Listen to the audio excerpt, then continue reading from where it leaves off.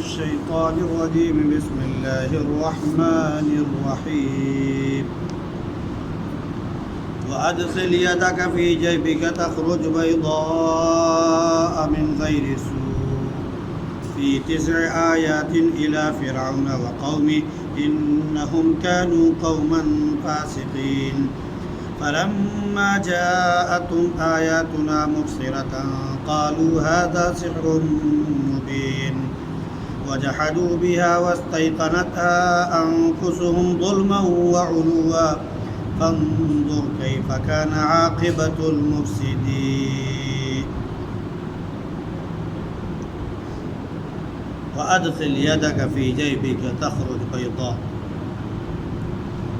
اور آپ اپنا ہاتھ اپنے گریبان میں داخل کیجئے، وہ سفید ہو کر نکلے گا بغیر کسی برائی کے۔ 9 آیتوں کے ساتھ فرعون اور اس کی قوم کی طرف جائیے۔ یقیناً وہ لوگ فسق و فجور کرنے والے نافرمان لوگ تھے۔ جب ہماری آیتیں ان کے پاس پہنچی سمجھانے کے لیے تو ان لوگوں نے کہا کہ یہ کھلا ہوا جادو ہے، اور انہوں نے ظلم اور تکبر کی وجہ سے اس کا انکار کیا، حالانکہ دل میں اسے اچھی طرح سے یقین کر چکے تھے۔ تو سو دیکھیے کیسے فساد برپا کرنے والوں کا انجام۔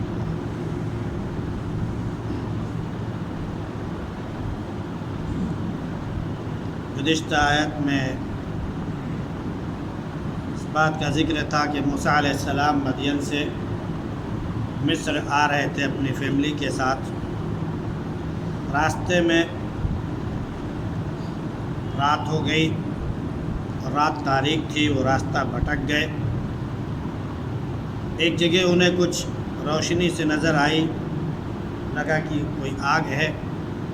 گھر والوں سے کہا کہ یہیں ٹھہرو، ہم وہاں سے کچھ سنگل لے کر آتے ہیں، کچھ اطلاع لے کر آتے ہیں، یا کچھ آگ وغیرہ چنگاری وغیرہ مل جائے گی لے کر آئیں گے تاکہ ہاتھ سیک سکو۔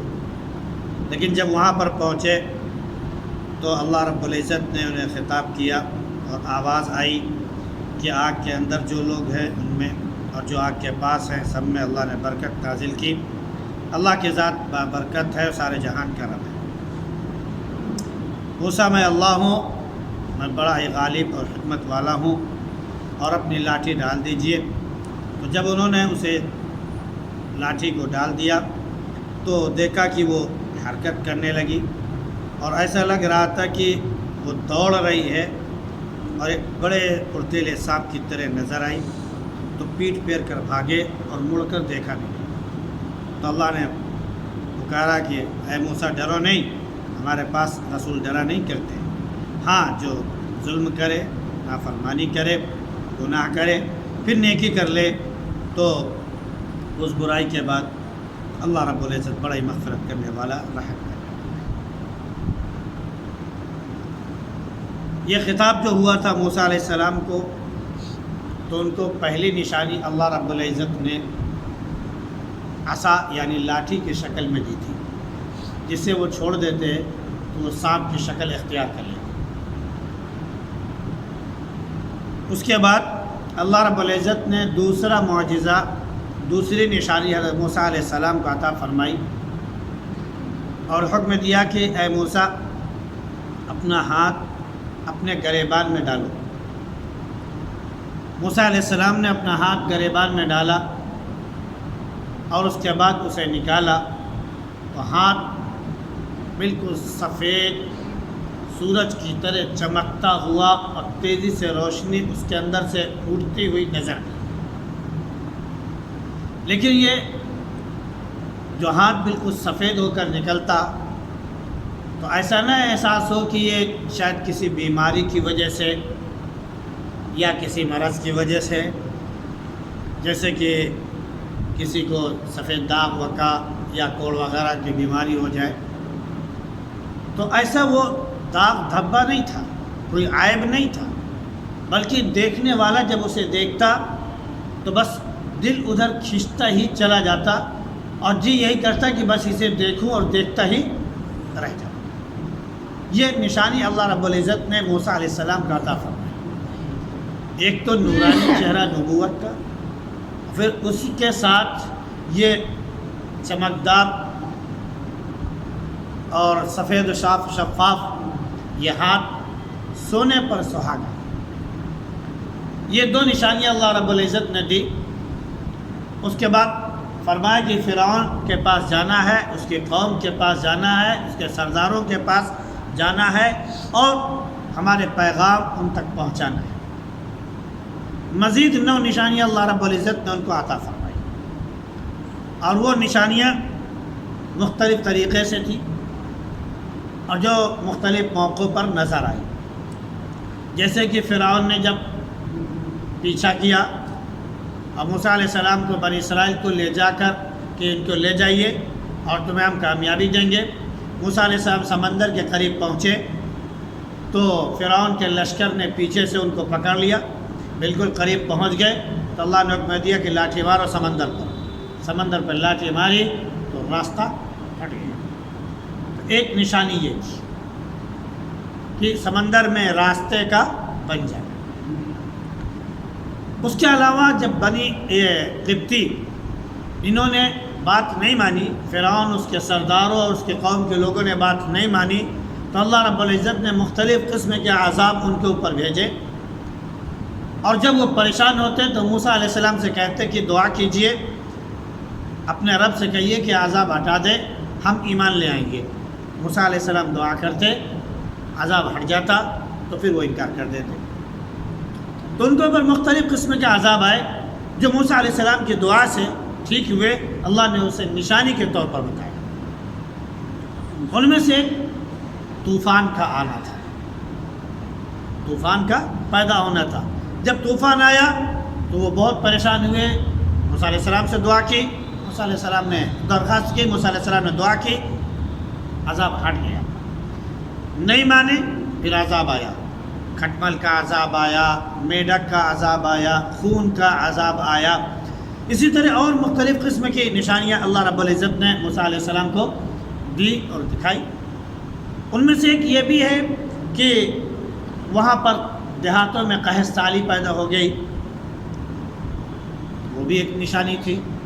مختلف قسم کے اس طرح اللہ رب العزت نے 9 نشانیاں موسیٰ علیہ السلام کو عطا فرمائی، لیکن فرعون اور اس کے ماننے والے، اس کے قوم کے لوگ جو تھے، انہوں نے ہر ایک بار اسے جادو کہہ کر ٹھکرا دیا۔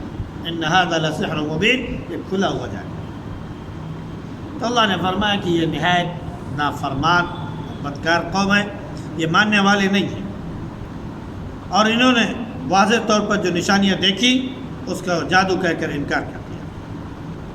انہوں نے انکار تو کیا، لیکن حقیقت یہ ہے کہ دل سے اللہ رب العزت کی ان نشانیوں کو قبول کر چکے تھے، اس پر یقین کر چکے تھے، لیکن زبان سے اس کا اقرار نہیں کر رہے تھے۔ اور ایمان دونوں چیزوں کا نام ہے، دل میں یقین بھی ہو اور زبان سے اظہار اور اقرار بھی۔ کوئی شخص دل میں یقین رکھتا ہے کہ اللہ ایک ہے، صرف عبادت کے لائق وہی ہے، لیکن زبان سے وہ دوسرے دیوی دیوتاؤں کو پکارتا ہے، تو وہ ایمان میں نہیں ہے، وہ کفر ہے۔ دل میں بالکل یقین بھی ہونا چاہیے، پھر زبان پر وہ الفاظ بھی ظاہر ہونے چاہیے۔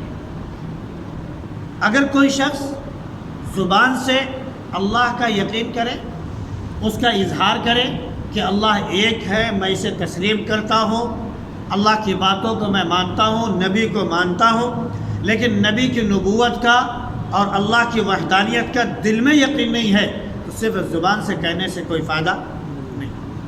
دونوں چیزیں ضروری ہیں۔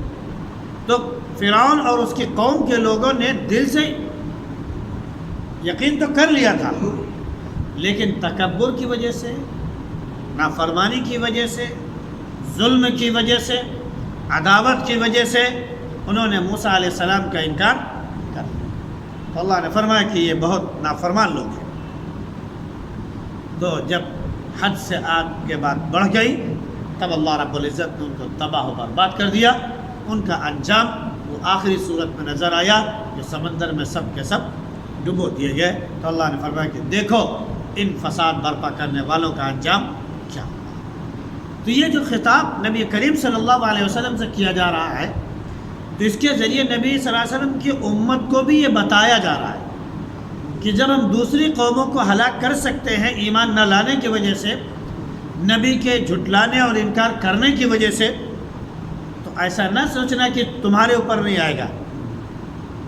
نبی کریم صلی اللہ علیہ وسلم کی ذات سب سے اعلیٰ ہے، آپ کی شان اور آپ کا مرتبہ سب سے نرالا اور اعلیٰ ہے.